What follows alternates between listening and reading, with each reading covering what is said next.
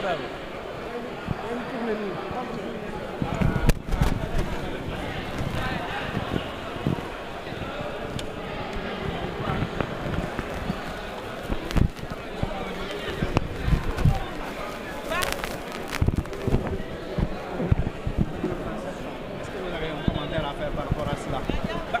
tout cas,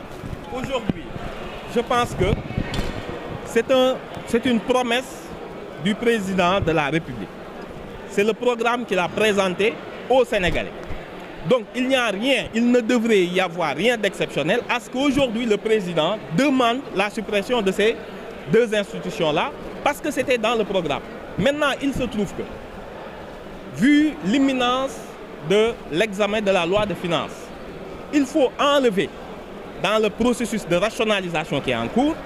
Je rappelle que beaucoup d'institutions ont été dissoutes parce qu'ils relevaient du décret, notamment le Conseil du dialogue des territoires. Ça n'a pas fait de bruit. Par contre, ces deux institutions nécessitent, étant donné qu'elles sont inscrites dans la Constitution, une révision constitutionnelle pour les supprimer. Il n'y a pas d'autre volonté. On n'a pas vu dans le projet de révision constitutionnelle qu'il y a une volonté de création d'une nouvelle institution qui les remplace. À ce moment, il n'y en a pas. Donc je ne sais pas d'où viennent ces spéculations, mais en tout cas, aujourd'hui, nous avons été convoqués uniquement pour enlever ces deux institutions de la Constitution et de préparer sereinement l'ouverture de la loi de finances qui est au 15 octobre. Non, mais bien sûr, nous allons voter, mais on ne peut pas préjuger de ce que vont faire les autres députés de la coalition. Vous savez, les députés sont libres de voter. Maintenant, il nous faut une majorité qualifiée de 3/5 des suffrages exprimés. On verra ce jour-là si la révision est passée ou s'il faut passer peut-être par d'autres procédures. Est-ce qu'il y a des démarches pour convaincre les autres groupes, notamment Yewwi Askan Wi? On sait qu'il y a plusieurs groupes Yewwi Askan Wi, les pro-Khalifa et les pro-Sonko. Aujourd'hui, est-ce qu'il y a une harmonisation de ces députés-là, de Yewwi Askan Wi? Il y a en tout cas aucun des candidats à l'élection présidentielle, peut-être hormis le candidat Amadou Ba, aucun des candidats ou tous les candidats avaient inscrit dans leur programme la suppression de ces deux institutions. Est-ce qu'il y a des démarches entre les députés de Yewwi et de Wallu? Il n'y a pas besoin de démarche. Je vous dis, chaque groupe parlementaire ou chaque député sera renvoyé au programme de candidats qu'il soutenait à l'élection présidentielle. Et aucun des candidats n'a soutenu le maintien de ces institutions. Après, il y a un exercice de cohérence et chacun est libre d'apprécier politiquement la démarche qu'il devra avoir. Merci. Merci beaucoup.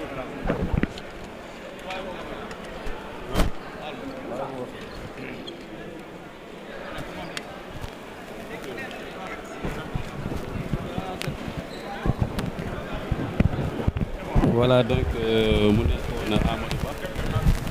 Amadou Ba bokk ci voilà donc mu nekkoon Amadou Ba gis ngeen ko bokk ci groupe parlementaire Yewwi Askan Wi indi na ay leeral ci li nga xamante ne moom mooy li ñu taxoon jóg tey mooy la session extraordinaire nag comme ni mu ko waxee dañoo ñëw justement pour xool ndax am nañ quorum bi c'est-à-dire la majorité plus un député su fekkee am nañ ko président dafay daal di ubbi le président de l'Assemblée nationale li nga xamante ne moom mooy la session extraordinaire te session extraordinaire pour 15 jours la ku ne xam na ne nag li tax a jóg ci session extraordinaire la de 15 jours mooy li nga xamante ne moom mooy la suppression des institutions comme le HCCT autant pour moi le Haut Conseil des collectivités territoriales mais li nga xamante ne également mooy le Conseil économique social et environnemental moom Amadou Ba daal dina wone li nga xamante ne moom mooy la position du groupe parlementaire Yewwi Askan Wi ne ñoom dinañ ko voter bu ñu demee ba nga xamante ne tàmbali nañ li nga xamante ne moom mooy la séance plénière mais mënul wax ci position yeneen groupe parlementaire yi ci mel ni Liberté démocratie et changement mais li ci mel ni également le groupe parlementaire Benno Bokk Yaakaar te loolu nag pour ñu mën ko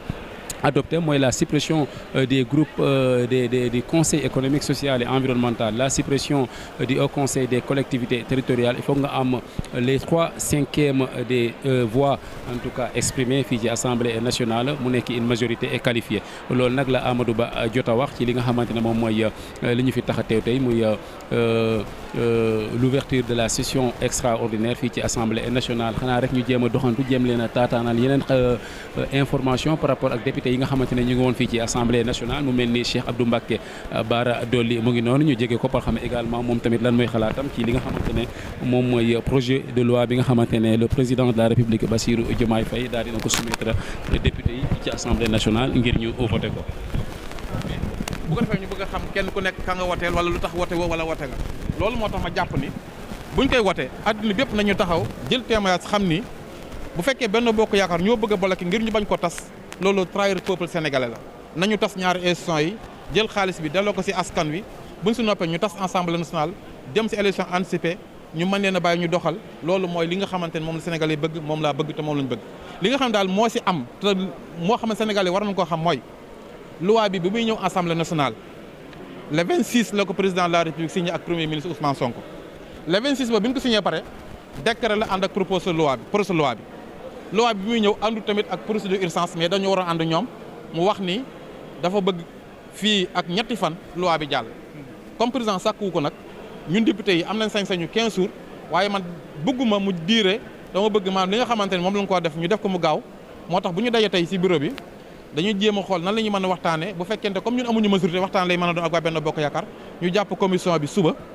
bu ñu jógee suba lundi ñu def plénière pour ñu jàll loi bi di woo Sénégal yi ak député yëpp nan ko wote parce que wote ko nag mooy wote li nga xam mooy intérêt Sénégal. c'est vraiment jërëjëf. Voilà donc mu nekkoon l'honorable député Cheikh Abdou Mbacké Bara Dolly. Voilà. En tant que député de peuple nekkal fi askan wi proposition boobu suba laa koy déposé incha allah ci assemblée nationale bu neexee yàlla pour ñu indiwaat peine de mort parce que ni ñuy rey askan wi bari nañ te teguñu ko ci yoon teguñu ko ci dëgg te yàlla moo ñu gën a ëpp yërmaan ci ñun ñu bind. comme que yàlla nee na ku rey dañ laa war a rey nañu indiwaat peine de mort ci Sénégal ku rey ñu rey la bu ko defee bu waa rey bi dana wàññi ko parce que nag reyeen bi tegul fenn ndawal na lu ko gën a waral mooy ñàkk xam-xam ñàkk formation ñàkk liggéey nit bu amul liggéey. amul moyen dana rey nit pour jël alalam loolu nag état responsable ci moom pour mën a fexe ba ndaw ñu am ay liggéey amul xëy par ñu former leen jàngaloo leen. jëkkoon nga déposé un projet de loi ci ñeel mbirum criminalisation de l'homosexualité fu mu toll. waaw xam nga loi ngóor jigéen bi ma déposé woon fii ci pencu ndaw réew mi ba fii may wax ak yow loi bi mi ngi table Assemblée nationale loolu moo tax may wax sénégalais yi ni leen loi la te loi bi demande sociale la ci askan wi kon maa ngi woo aussi tamit député yi ñu jàll loi boobu noonu parce que loi mi ngi table ji bu ñu tasee ensemble te loi bi jàllut amul kenn ku koy jàll ci ñaari parti yëpp ndax ñoom ñëpp kenn bëggul loi bi am te comme ñun demande sociale la woon ba bi ma ànd ak ñoom di campagne loolu lañ waxoon ne bu ñu amee majorité wala bu ñu jotee réew mi daan ko tas daan ko jàllale ñoom jot nañ réew mi ci ñoom laa bokkoon àndoon ak ñoom ba am majorité ba am leen am ni nañu jàppale ma ci loi bi ñu mën koo jàllale muy loi ngóor jigéen bi pour ñu mën koo adapté waale loi bi nga xamante ni moom la ñu déposé muy ñu def peine de mort parce que ñaari loi yooyu loi Cheikh Abdou Bara Dolly maa ko porté bu ñu tasee ensemble dinaa wax askanu ñu indiwaat ñu ensemble pour mën a continuer loolu bu fekk indiwaat ñu ensemble sax danañ jéem a xool kan lañ ko mën a confier tamit mu indi ko parce que loolu laa jàpp ni ay loi yoo xamante ni demande sociale la comme ni ñuy nekk demande sociale waaye bu ñu jàllee bàyyilee day mel ni ku ma am ndey ku ma amul ndey je vous remercie. Merci beaucoup mu nekkoon l'honorable député Cheikh Abdou Bara Dolly Mbacké ñu dox tuuti Aba Mbaye mu ngi noonu Aba Mbaye